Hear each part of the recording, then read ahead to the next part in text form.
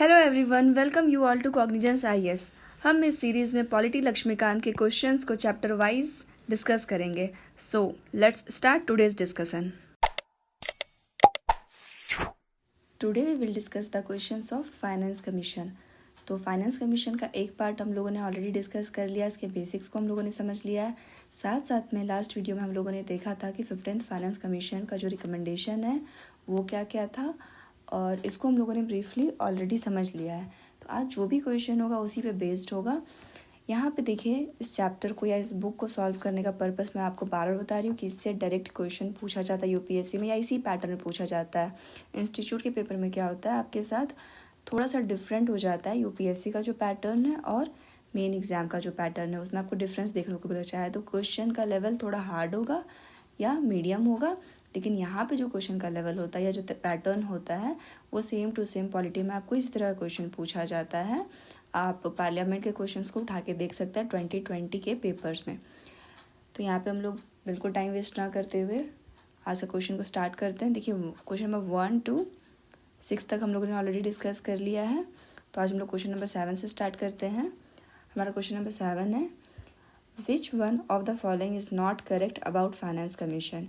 यानी कि वित्त आयोग के बारे में जो दिया हुआ स्टेटमेंट है उसमें से कौन सा स्टेटमेंट करेक्ट नहीं है, तो हमें ये बताना है। तो यहाँ पे हमारा पहला स्टेटमेंट है, the members of the commission are appointed by the president. तो जो मेंबर होते हैं कमीशन के उनको राष्ट्रपति अपॉइंट करते हैं या नियुक्त करते हैं। सेकंड हमारा, it is to act as balancing wheel of the Indian fiscal federalism. देखिए, यहाँ पे फेडरलिज्म का मतलब होता है कि जो पॉलिटिकल सिस्टम होता है उसमें रीजनल गवर्नमेंट को या जो लोकल गवर्नमेंट होती है या लेवल ऑफ गवर्नमेंट होती है उसको इक्वली पावर दिया जाता है या पावर को डिवाइड किया जाता है उनके बीच में। तो यहाँ पे फिस्कल फेडरलिज्म का सिंपल मतलब ये हो गया कि जो वित्त का जो फेडरलिज्म है, यानी कि जो वित्तीय पावर है उसको डिवाइड करने की बात की गई है। तो ये एक बैलेंसिंग व्हील की तरह काम करता है इंडियन फिस्कल फेडरलिज्म के लिए, यानी कि भारत में जो वित्त होता है उसको सही प्रकार से ये हर एक लेवल में उसके पावर को लेकर के आता है। सी हमारा, the qualification of the members of commission are determined by the parliament. तो जो क्वालिफिकेशन होता है मेंबर्स का कमीशन में उसको पार्लियामेंट डिटरमाइन करती है। और हमारा लास्ट ऑप्शन है, it is constituted under the provision of article 180 of the constitution of India. यानी कि आर्टिकल 180 जो है आपका, यानी कि अनुच्छेद 180 भारत के संविधान के अनुच्छेद 180 में इसके बारे में प्रोविज़न दिया गया है। आपका लास्ट स्टेटमेंट ये कह रहा है। तो अगर आप लोगों ने लास्ट वीडियो को देखा या बुक को पढ़ा है या जो फाइनेंस कमीशन उसका जो भी रिकमेंडेशन या क्वेश्चन आता है ये बहुत ज़्यादा न्यूज़ में है फाइनेंस कमीशन, तो इसका आर्टिकल आप सबको पता होगा, आपने न्यूज़ में देखा होगा, कहीं करंट अफेयर्स में भी पढ़ा होगा। यहाँ पे आपका आर्टिकल 180 नहीं होना चाहिए, आर्टिकल होता है 280 फाइनेंस कमीशन के लिए। तो यहाँ आपका स्टेटमेंट डी रॉन्ग होगा और यहाँ नॉट करेक्ट पूछा है, तो स्टेटमेंट डी ही आपका यहाँ पे नॉट करेक्ट है, यानी कि ऑप्शन डी आपका आंसर हो जाएगा। क्वेश्चन नंबर 8 देखते हैं, the role of finance commission in centre state fiscal relation has been undermined by the. यानी कि जो सेंटर और स्टेट है, जो राज्य और संघ का जो फिस्कल रिलेशन है, जो वित्तीय रिश्ता है, वो फाइनेंस कमीशन उसका रोल अदा करती है। यानी कि फाइनेंस कमीशन जो होती है सेंटर स्टेट के बीच में फिस्कल रिलेशन को बनाती है, लेकिन कहीं ना कहीं इसको अंडरमाइन किया जाता है एक दूसरे आयोग के द्वारा। वो आयोग या वो संस्था कौन है, आपको ये बताना है। तो हमारा ए है ऑप्शन स्टेट गवर्नमेंट, बी है जोनल काउंसिल, सी हमारा प्लानिंग कमीशन एंड डी है हमारा सेंट्रल गवर्नमेंट। तो यहाँ पे देखिए, आपको पता है कि स्टेट गवर्नमेंट किस चीज़ के बारे में काम करेगी या सेंट्रल गवर्नमेंट। सेंट्रल गवर्नमेंट और स्टेट गवर्नमेंट दोनों को फाइनेंस कमीशन जोड़ के रखती है, डिवॉल्यूशन की बात करती है, रेवेन्यू की, यानी कि सेंटर से किस प्रकार से स्टेट में जाएगा। तो सेंटर खुद ही तो उसके वर्क को अंडरमाइन नहीं करेगी या स्टेट तो खुद ही अंडरमाइन नहीं करेगी।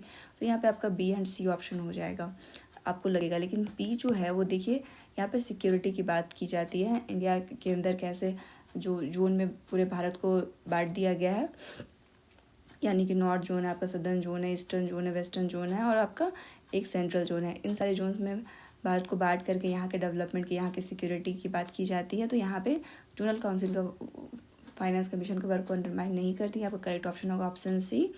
जो प्लानिंग कमीशन होती है, जिसको हम लोग नीति आयोग कहते हैं, वो सोशल एंड इकोनॉमिक डेवलपमेंट की बात करती है, यानी कि वो प्लान सजेस्ट करती है पहले क्या था, प्लानिंग कमीशन वो plan expenditure, non plan expenditure ये सब को देखती थी, लेकिन अब क्या हुआ, यहाँ पे जो नीति आयोग आ गई वो प्लान करती है किस प्रकार से कैसे सोशल और इकोनॉमिक डेवलपमेंट होना चाहिए सोसाइटी में। तो यहाँ पे आपका अंडरमाइन अगर यहाँ पे क्वेश्चन पूछा जाए, आपका ऑप्शन सी करेक्ट हो जाएगा। क्वेश्चन नंबर 9 देखते हैं। The qualification which shall be requested for appointment as a member of the finance commission are distinctly stated in the constitution of India.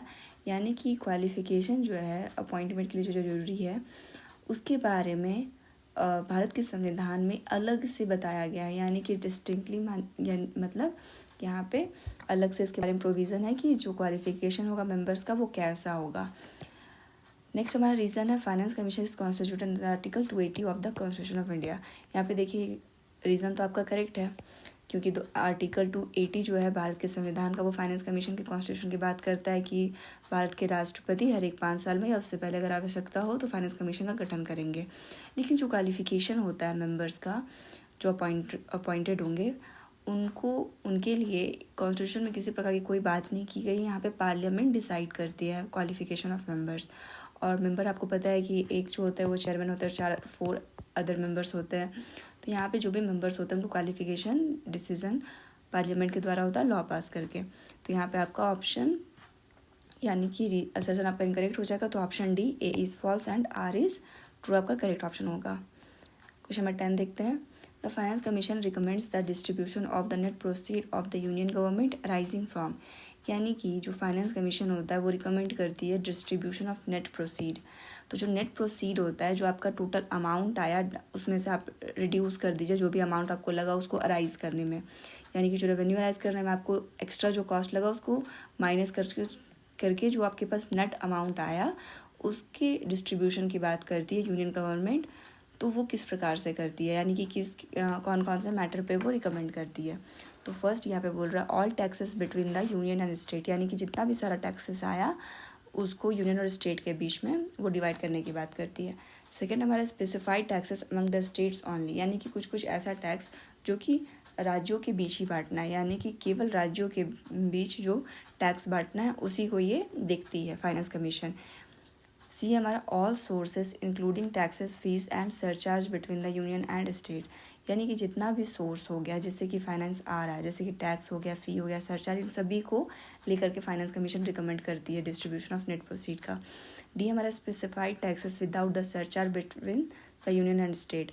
यानी कि कुछ स्पेसिफाइड टैक्सेस, कुछ ऐसे कर जिनमें सरचार्ज नहीं लगा हो, बिना सरचार्ज का उस टैक्स को लिया गया हो और उसको डिवाइड करने की बात की जाती है यूनियन और स्टेट के बीच में। यहाँ पे देखिए सरचार्ज होता है उसको हम लोग टैक्स ऑन टैक्स कहते हैं। तो जो टैक्स पर टैक्स लगाया जाता है वो ऑब्वियसली आपके स्टेट के बीच में नहीं बांटा जाता है। यहाँ पे जो आपका नेट प्रोसीड आ जाएगा उसमें वो सारे टैक्सेस आ जाएंगे जिसमें सरचार्ज नहीं लगा है और उसको ही हम लोग यूनियन और स्टेट के बीच में डिवाइड करते हैं। उसी को यहाँ पे डिस्ट्रीब्यूशन की बात की जाती है। तो यहाँ आपका ऑप्शन डी करेक्ट हो जाएगा। नेक्स्ट देखते हैं question number 11। The principle concerning the provision of grants in aid to the states out of consolidated fund of India are recommended by the। यहाँ पे जो राज्य का संचित निधि है उस यहाँ पे जो आपका केंद्र का संचित निधि है यानी भारत का संचित निधि है उससे अगर ग्रांट्स इन ऐड देना हो स्टेट को तो वो रिकमेंड किसके द्वारा किया जाएगा आपको ये बताना है। हमारा ऑप्शन ए है प्लानिंग कमीशन, बी है एडमिनिस्ट्रेटिव रिफॉर्म कमीशन, सी हमारा फाइनेंस कमीशन, डी हमारा पब्लिक अकाउंट्स कमेटी। यहाँ पे देखिए हम लोगों ने ऑलरेडी डिस्कस कर लिया है, हम लोग यहाँ पे चैप्टर डिस्कस करें फाइनेंस कमीशन तो आप इजीली यहाँ पे इस क्वेश्चन को हैंडल कर सकते हैं। लेकिन अचानक से ऐसा ही सिंपल क्वेश्चन यूपीएससी करती है कि जो ग्रांट्स इन एड स्टेट का कॉन्सोलिडेटेड फंड ऑफ इंडिया से वो कौन रिकमेंड करता है। तो यहाँ पे आप कंफ्यूज कर सकते हैं, प्लानिंग कमीशन होगा, यहाँ पे अगर नीति आयोग दे दिया तो यहाँ पे देखिए कन्फ्यूजन का कोई सवाल नहीं उठता है। हम लोग अगर इस चैप्टर को ध्यान से पढ़ेंगे तो वहाँ साफ साफ लिखा हुआ है जो ग्रांट्स इन एड है या जो भी पैसे होते हैं जो सेंटर से स्टेट के बीच में डिस्ट्रीब्यूट होंगे उसका जो प्रिंसिपल होगा वो फाइनेंस कमीशन ही तय करती है।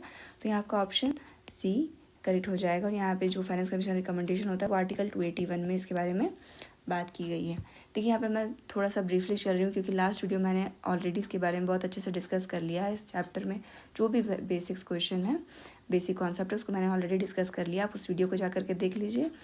यहाँ पे क्वेश्चन थोड़ा ज़्यादा है तो हम लोग इसको जल्दी से कंप्लीट करेंगे।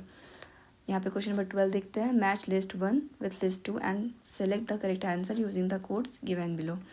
यानी कि जो कोड दिया हुआ है उसको देख करके आपको लिस्ट 1 को लिस्ट 2 से मैच करवाना है। लिस्ट 2 में आपको बॉडीज़ दिया हुआ है और लिस्ट 1 में आपको आर्टिकल दिया हुआ है।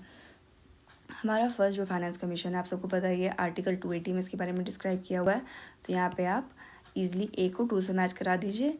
देखिए यहाँ पे यूपीएससी आपको एग्जैक्टली नहीं पूछेगा, आपको 1 या 2 आर्टिकल याद है और जो बहुत ज़्यादा न्यूज़ में है वो आर्टिकल तो आपको याद होना ही चाहिए। तो यहाँ पे आप इजीली एलिमिनेशन टेक्निक लगा करके क्वेश्चन को सॉल्व कर सकते हैं। अगर आप ए को 2 में मैच कराते हैं तो यहाँ पे आप ऑप्शन ए को एंड ऑप्शन सी को एलिमिनेट कर सकते हैं, क्योंकि ए में 2 केवल बी एंड डी में दिया हुआ है। इसके बाद अगर आप बी ऑप्शन को देखें तो यूपीएससी के बारे में, आप तो यूपीएससी की तैयारी कर रहे हैं और हम लोग यूपीएससी के चैप्टर को ऑलरेडी इसके क्वेश्चन को डिस्कस कर चुके हैं, तो हम सबको पता है इसके बारे में डील किया गया आर्टिकल 315 में। तो यहाँ पे देखिए अगर आपको 2 भी ऑप्शन पता है तो आप इजीली अपने ऑप्शन करेक्ट ऑप्शन के पास पहुँच सकते हैं। यानी कि यहाँ आपका करेक्ट ऑप्शन हो जाएगा ऑप्शन बी, ए का 2 एंड बी का 3। इसके अलावा जो इलेक्शन कमीशन है वो आर्टिकल 324 में इसके बारे में बात की गई है, ये भी बहुत ज़्यादा न्यूज़ में है इस बार। और जो कैग है उसके बारे में आर्टिकल 148 में बताया गया है। जो controller and auditor general of India होता है उसके बारे में, ये एक्सपेंसेस रेवेन्यूज़ के बारे में देखता है। आपका जो कंट्रोलर एंड ऑडिटर जो कैग है वो इसके बारे में देखता है कि रेवेन्यू एक्सपेंडिचर किस प्रकार से हो रहा है आपके जो सेंट्रल गवर्नमेंट है उसका। तो यहाँ पे आपका ऑप्शन बी करेक्ट हो जाएगा। और जो कैग है उसके क्वेश्चंस को हम लोग आगे के चैप्टर में इंक्लूड करेंगे, तो इसको हम लोग वहाँ पे डिटेल से देखेंगे। क्वेश्चन नंबर 13 देखते हैं। The finance commission is constituted to recommend criteria for. जो फाइनेंस कमीशन है उसको कॉन्स्टिट्यूट किया जाता है क्यों, यानी कि वो उसका क्राइटेरिया क्या, उसका काम क्या है, वो किसके बारे में रिकमेंड करता है।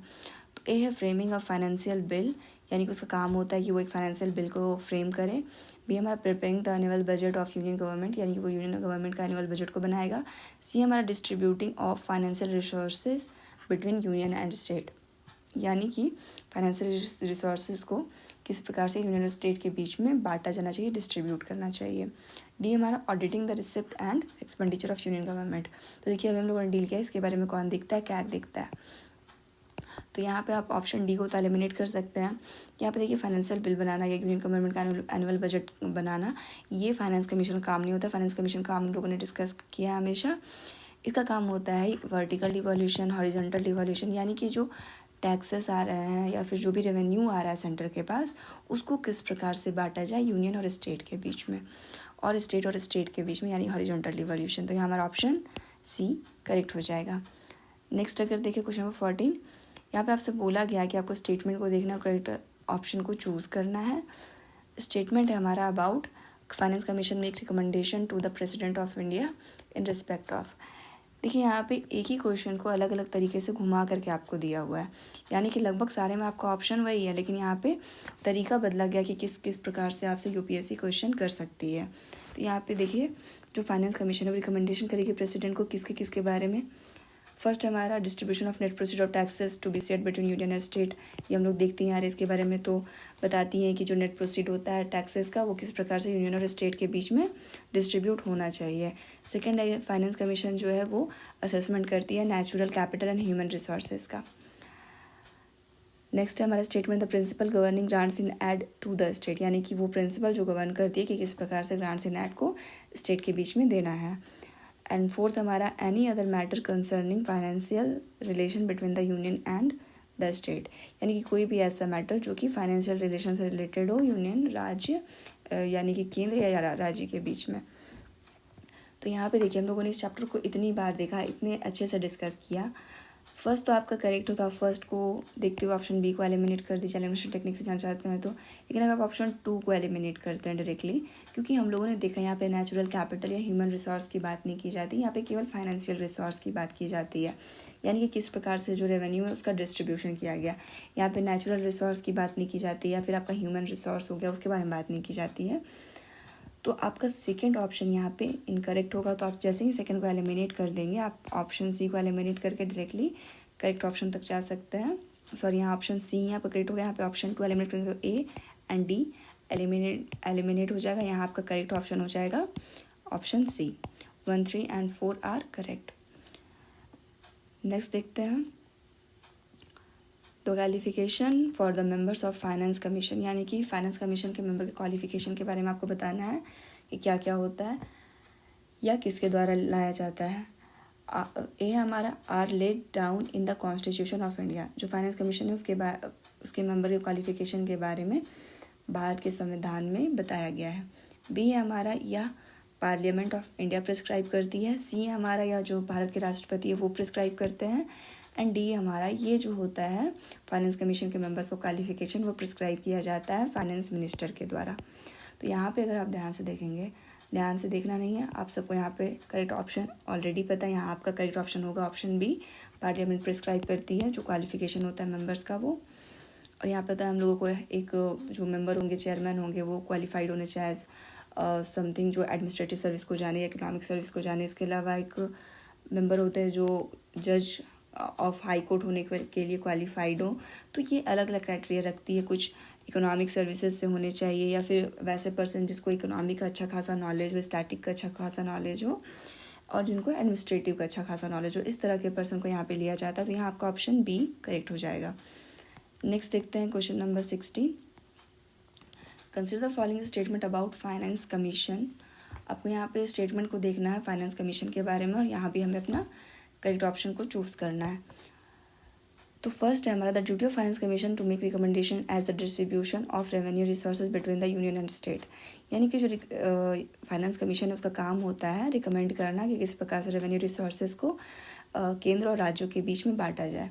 यानी कि अगर यूनियन एंड स्टेट बोला तो यहाँ पे हम लोग सीधा सीधा वर्टिकल डिवोल्यूशन की बात करेंगे। तो इसके बारे में फाइनेंस कमीशन रिकमेंड करती है। तो फर्स्ट आपका करेक्ट है, तो आप ऑप्शन डी को एलिमिनेट कर दीजिए डायरेक्टली। देखिए यहाँ पे आपको लगता है कि ये आप श्योरिटी से इस क्वेश्चन को मार सकते हो, तो पहले तो आप एक ऑप्शन को एलिमिनेट कीजिए, इससे आपका कन्फ्यूजन और क्लियर होगा। नेक्स्ट हमारा it is appointed every 5th year by the president of India. तो आर्टिकल 280 में प्रिस्क्राइब किया हुआ है कि हर एक 5 साल के बाद जो भारत के राष्ट्रपति होंगे वो अपॉइंट करेंगे फाइनेंस कमीशन को। तो यहाँ पे आपका सेकंड ऑप्शन भी करेक्ट है, तो आप सी को भी एलिमिनेट कर देंगे। नेक्स्ट अगर हम लोग ऑप्शन नंबर 3 को देखें, स्टेटमेंट नंबर 3 को देखें, it raises revenue for central financial transfer to the state. यानी कि ये रेवेन्यू को राइज भी करती है, जो कि फाइनेंस करेगी, जो सेंट्रल है, जो आपका केंद्र सरकार है वो ट्रांसफ़र करेगी स्टेट को, वैसे रेवेन्यू को राइज भी करने में हेल्प करती है। यानी फाइनेंस कमीशन क्या करती है, रेवेन्यू राइज करने में हेल्प करती है, यानी कि रेवेन्यू को लाने में भी हेल्प करती है। तो यहाँ पे रेजेस नहीं होगा, यहाँ पे रेवेन्यू को रेज करने का काम इनका नहीं होता, फाइनेंस कमीशन नहीं करती है। इनका काम केवल होता है रिकमेंडेशन देना कि जो भी पैसे आए उसको किस प्रकार से बांटा जाए, उसको किस प्रकार से डिस्ट्रीब्यूट किया जाए। तो यहाँ पे आपका स्टेटमेंट जो 3 है वो इनकरेक्ट हो जाएगा और 4th हमारा करेक्ट है, it borrows money from the market for central grants to the state. देखिए ये तो कंप्लीट इनकरेक्ट है, यहाँ पे ऑप्शन में भी आपके पास नहीं है, ऑप्शन 4 भी नहीं यहाँ पे। तो यहाँ 3 और 4 दोनों आपका इनकरेक्ट हो जाएगा, तो आपका ऑप्शन ए करेक्ट हो जाएगा। देखिए 4 आपको पढ़ने की ज़रूरत भी नहीं थी, क्योंकि यहाँ पे हमारा स्टेटमेंट में यानी ऑप्शन में कहीं भी 4 नहीं पूछा हुआ था। तो देखिए ऑब्वियसली ये मार्केट से किस प्रकार से बोरो करना है मनी को, वो भी ये बताती नहीं है। यानी कि ये मार्केट से मनी को बोरो नहीं करती है, सेंटर को ग्रांट्स सेंटर जो ग्रांट देगी स्टेट को उसके लिए। तो यहाँ पे इसका काम केवल रिकमेंडेशन देना होता है, ना कि ये मनी को राइज करने में हेल्प करती है या फिर ना ये मनी को बोरो करती है। तो यहाँ आपका करेक्ट ऑप्शन हो जाएगा ऑप्शन ए। नेक्स्ट देखो क्वेश्चन नंबर 17 देखते हैं। यहाँ पे देखिए स्टेटमेंट दिया हुआ है, आपको बताना है कौन सा कोड यहाँ पे करेक्ट है। फर्स्ट हमारा the finance commission depends mainly on data of and information of the financial needs of state supplied by the state themself. यानी कि फाइनेंस कमीशन कम्प्लीटली उस आंकड़ों पर डिपेंड रहती है, उस इंफॉर्मेशन पे, उस सूचना पर डिपेंडेड रहती है जो कि स्टेट के द्वारा भेजा जाता है कि ये हमारा फाइनेंशियल नीड है। तो यहाँ पे देखिए फाइनेंस कमीशन खुद जा कर के रिसर्च नहीं करती है, वो उसी डेटा पे, उसी इंफॉर्मेशन पे ही रिलाई करेगी। तो यहाँ आपका ऑप्शन 1 करेक्ट हो जाएगा। अगर हम लोग स्टेटमेंट 1 करेक्ट हो जाएगा। स्टेटमेंट 2 को देखें तो जो इन्फॉर्मेशन होता है यहाँ पे बोल रहा है, this information and data may not be free from hidden unrealities and an attempt to secure more financial assistance and window dressing of financial position of states can not be ruled out. यानी कि जो information दिया होता है या जो data रहता है वो फ्री नहीं होता है हिडन अनरियलिटीज़ से। हिडन अनरियलिटीज़ यानी कि जो राज्य में जो चल रहा है, जो छुपा हुआ चीज़ है, वो सारा जो कि सही नहीं है, उन सबको यहाँ पे नहीं दिखाया जाता है इस डेटा में। और इसके अलावा भी ये अटैम्प्ट करती है कि जो फाइनेंशियल असिस्टेंस आए केंद्र के द्वारा उसको गलत तरीके से प्रेजेंट करता है, मिसलीड किया जाता है राज्यों के द्वारा, ये इसको भी यहाँ से हटा नहीं सकती है। फाइनेंस कमीशन का काम वो भी नहीं होता है। तो जो भी इन्फॉर्मेशन और डेटा दिया जाता है उसको विंडो ड्रेसिंग, या फिर विंडो ड्रेसिंग का सिंपली मतलब होता है मिसलीडिंग इन्फॉर्मेशन, यानी कि कोई भी इन्फॉर्मेशन को आप बढ़ा चढ़ा के बताएंगे तो उसको विंडो ड्रेसिंग कहते हैं। तो जो विंडो ड्रेसिंग होता है फाइनेंशियल पोजीशन स्टेट का, जो राज्यों का जो फाइनेंशियल पोजीशन होता है उसको बढ़ा चढ़ा के दिखाया जाता है या गलत तरीके से दिखाया जाता है, और जो राज्य का रियल चीज़ है वो भी छुपा हुआ होता है कहीं ना कहीं। तो स्टेटमेंट 2 भी आपका यहाँ पे करेक्ट होगा, लेकिन स्टेटमेंट 2 स्टेटमेंट 1 को करेक्टली एक्सप्लेन नहीं कर रहा है। यहाँ 2 इसलिए इनकरेक्ट होगा क्योंकि फाइनेंस कमीशन है वो खुद से जाके रिसर्च नहीं कर रही है, स्टेट जो डेटा दे रही है। अब स्टेट क्या करेगी, वो तो चाहेगी ना मेरे पास अच्छा खासा अमाउंट आए डेवलपमेंट के लिए या किसी भी काम के लिए, तो ज़्यादा फाइनेंशियल असिस्टेंस के लिए बढ़ा चढ़ाकर स्टेट अपने पोजीशन को दिखाती है। तो यहाँ पे सेकंड भी करेक्ट है, लेकिन सेकंड फर्स्ट को करेक्टली एक्सप्लेन नहीं कर रहा है, बट आपका दोनों का दोनों स्टेटमेंट यहाँ पे ट्रू हो जाएगा। यहाँ पे अगर हम लोग देखें, ये थोड़ा सा बड़ा स्टेटमेंट था, लेकिन आप टेंशन मत लीजिए, यूपीएससी ऐसा क्वेश्चन को अब नहीं करती है स्टेटमेंट वाले को। यहाँ पे आपसे इस तरह क्वेश्चन केवल स्टेट पीसीएस वगैरह में पूछा जाता है। नेक्स्ट देखते question number 18, which one among the following is the function of finance commission, यानी कि फाइनेंस कमीशन के फंक्शन को आपको बताना है कि कौन सा फाइनेंस कमीशन का फंक्शन है। ये हमारा preparation of the central budget. देखिए एक और क्वेश्चन में आपने पहले ही सॉल्व कर लिया, कुछ थोड़ी देर पहले कोई क्वेश्चन में यहाँ पे ये आया था। तो ये फाइनेंशियल प्रिपरेशन करती है सेंट्रल बजट का। सेकेंड हमारा असेसिंग इनकम टैक्स प्रोसीड, यानी कि जो इनकम टैक्स है उसको असेस करती है। सी हमारा determining the principle governing grants in aid to the state, यानी कि वो डिटरमाइन करती है कौन सा प्रिंसिपल से ग्रांट इन एड जाएगा स्टेट को। एंड डी हमारा exercising control over government expenditure, यानी कि गवर्नमेंट का जो भी एक्सपेंडिचर होता है उसको कंट्रोल करती है। तो यहाँ पे देखिए ऑब्वियसली आप सबको पता है कि ये डिटरमाइन करती है कि ग्रांट्स इन एड किस प्रकार से राज्यों के पास जाना चाहिए। तो यहाँ आपका ऑप्शन सी करेक्ट हो जाएगा। यहाँ पे ना ही सेंट्रल बजट बनाती है, यहाँ ना ही ये असेस करती है कि कितना टैक्स आया कितना नहीं आया, ना ही ये कंट्रोल करती गवर्नमेंट को कितना एक्सपेंडिचर करना चाहिए। इनका सिंपल फंक्शन यही होता है कि किस प्रकार से या कितना पैसा आया है, यानी कितना रेवेन्यू या टैक्सेस आया है, जिसको कि मुझे किस प्रकार से डिस्ट्रीब्यूट करना है राज्यों के बीच में और केंद्र और राज्यों के बीच में। और ये भी प्रिंसिपल देती है कि किस प्रकार से किन किन क्राइटेरिया पे ग्रांट्स एंड ऐड दिया जाना चाहिए स्टेट को। तो यहाँ आपका ऑप्शन सी करेक्ट हो जाएगा। नेक्स्ट देखते question number 19, which one of the following are the function of finance commission, यानी कि फाइनेंस कमीशन के फंक्शन के बारे में आपसे दोबारा से पूछा जा रहा है। देखिए हमें मैक्सिमम क्वेश्चन है फाइनेंस कमीशन का फंक्शन क्या है, इसका रिकमेंडेशन क्या होता है, क्योंकि फाइनेंस कमीशन बहुत ज़्यादा लेंदी टॉपिक नहीं होगा। अगर आप इकोनॉमिक्स पर्सपेक्टिव से देखें तो 15 फाइनेंस कमीशन आपके लिए इंपॉर्टेंट हो जाएगा, तो उसको लेकर के यहाँ से डिफरेंट तरीके से क्वेश्चन पूछा जा सकता है। फर्स्ट हमारा स्टेटमेंट यहाँ पे दिया हुआ है, making recommendation as to the principle governing grants at of the revenues of the state. Simply वही बात है, यहाँ पे जो प्रिंसिपल होता है रिकमेंडेशन करने का, ग्रांट्स इन एड किस प्रकार से राज्यों को दिया जाना चाहिए रेवेन्यू में से। 2 है हमारा, to suggest measures to argument the constitute fund of India, यानी कि किस प्रकार कॉन्स्टिट्यूट फंड ऑफ इंडिया को आर्गूमेंट करना चाहिए, चलाना चाहिए, इसका भी सजेस्ट करती है मेजर्स जो होती है वो फाइनेंस कमीशन। तो यहाँ पे अगर आप क्वेश्चन को देखेंगे, ये कॉन्स्टिट्यूट फंड ऑफ इंडिया को किस प्रकार से आर्गूमेंट करना चाहिए, वो फाइनेंस कमीशन का काम नहीं होता है। यहाँ पे मेजर्स वो सजेस्ट नहीं करती है आपके भारत के संचित निधि के लिए। वो फाइनेंस कमीशन सिंपली ये बताती है कि वर्टिकल डिवोल्यूशन कैसा हो, हॉरिजॉन्टल डिवोल्यूशन कैसा हो, और कौन कौन से पैरामीटर्स होने चाहिए इसके लिए। ये बस रिकमेंडेटरी नेचर की होती है, ये कोई ऐसा मेजर सजेस्ट नहीं करती है। यहाँ पे आपका ऑप्शन 2 इनकरेक्ट हो जाएगा और ऑप्शन 1 यहाँ पे आपका करेक्ट होगा, क्योंकि ये हम लोग ऑप्शन 1 तो हम लोग देख ही रहे हैं। 20 देखते हैं, in which article of our constitution is finance commission dealt with, यानी कि फाइनेंस कमीशन को कौन से आर्टिकल में इसके बारे में डील किया गया है। तो यहाँ पे देखिए आपको कंफ्यूज करने के लिए केवल दिया गया है 280, 281, 380, 381। यहाँ पे देखिए बस डिजिट चेंज कर दिया गया है। यहाँ पे हम लोग तभी से देखते आ रहे हैं बहुत। यहाँ पे आपका आर्टिकल 280 हो जाएगा फाइनेंस कमीशन के बारे में, आर्टिकल 280 में दिया हुआ है, और 281 में फाइनेंस कमीशन जो रिकमेंडेशन देगा उसके बारे में दिया हुआ है। लेकिन यहाँ पे आपका ऑप्शन ए करेक्ट होगा, फाइनेंस कमीशन के बारे में डील करता है आपका 280 जो आपका अनुच्छेद है वो। लास्ट का हमारा आज का क्वेश्चन है और इस चैप्टर का भी लास्ट क्वेश्चन है, question number 21, match list 1 with list 2 and select the correct answer using the codes given below, यानी कि जो कोड्स दिया हुआ है उसको देखते हुए आपको यहाँ पे अपना करेक्ट ऑप्शन को चूज़ करना है। तो लिस्ट 1 और लिस्ट 2 को मैच कराते हैं। देखिए principle governing grants in aid to the state, यानी कि वो प्रिंसिपल जो कि ग्रांट इन ऐड देने के लिए जो गवर्न कर दे, ग्रांट्स इन ऐड किस प्रकार से दिया जाना, उसका प्रिंसिपल कौन बनाता है। तो सिंपली हम सबको यहाँ पे पता है, आपका यहाँ पे हो जाएगा फर्स्ट का थर्ड, ए का थर्ड हो जाएगा फाइनेंस कमीशन। तो जहाँ पे भी ए का थर्ड नहीं, आप उसको एलिमिनेट कर सकते हैं, यानी कि आपका ऑप्शन ए एलिमिनेट हो जाएगा एंड ऑप्शन सी एलिमिनेट हो जाएगा डायरेक्टली। देखिए एलिमिनेट करने के बाद आपके पास केवल 2 ऑप्शन बचते हैं।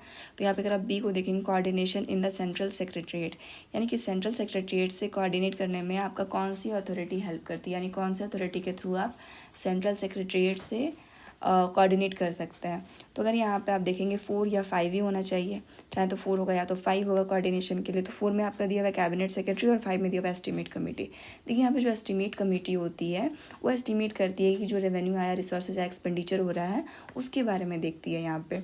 लेकिन जो कैबिनेट सेक्रेटरी होगी वो अथॉरिटी होती है आपके कोऑर्डिनेशन के लिए। तो यहाँ आपका बी का 4 हो जाएगा, यानी कि आपका करेक्ट ऑप्शन हो जाएगा ऑप्शन बी। आपका सी का होगा अपॉइंटमेंट ऑफ हाई कोर्ट का जो जज होते हैं उनका अपॉइंटमेंट करते हैं हमारे president of India. And alternative expenditure policy जो होता है, जो एक्सपेंडिचर पॉलिसी होता है वो एस्टीमेट कमेटी बनाती है। तो यहाँ पे अगर एस्टीमेट कमेटी के बारे में देखें तो इसका काम होता है एक्सपेंडिचर पॉलिसी को देखना। यहाँ पे कैग का यहाँ पे कोई भी रोल नहीं होता, यानी कि जो कैग होती है वो एस्टीमेट कमेटी के जो रिपोर्ट्स होती है उसको नहीं देखती है। इसके अलावा एक सिंपल सी बात है कि एस्टीमेट कमेटी है उसमें टोटल आपके लोकसभा के मेंबर होते हैं, इसके बारे में मैंने पहले भी डील किया है आपके पार्लियामेंट के चैप्टर में या तो फिर पार्लियामेंट्री कमेटीज़ के चैप्टर में होगा। यहाँ पे लोकसभा के मेंबर होते हैं, जो टोटल 30 मेंबर होते हैं वो लोकसभा के मेंबर होंगे। इसके अलावा जो चेयरमैन होते हैं वो रूलिंग पार्टी से होते हैं और इनका कॉन्स्टिट्यूशन जो होता है हर एक साल होता है। एस्टीमेट कमेटी का कॉन्स्टिट्यूशन होता है हर एक साल का होता है, यानी कि मेंबर का जो टेन्योर होता है वो भी टर्म होता है वो 1 साल का होता है। और एक सबसे अच्छी बात है कि इसमें कोई भी मिनिस्टर अपॉइंट नहीं होते, यहाँ पे जो नॉन मिनिस्ट्रियल।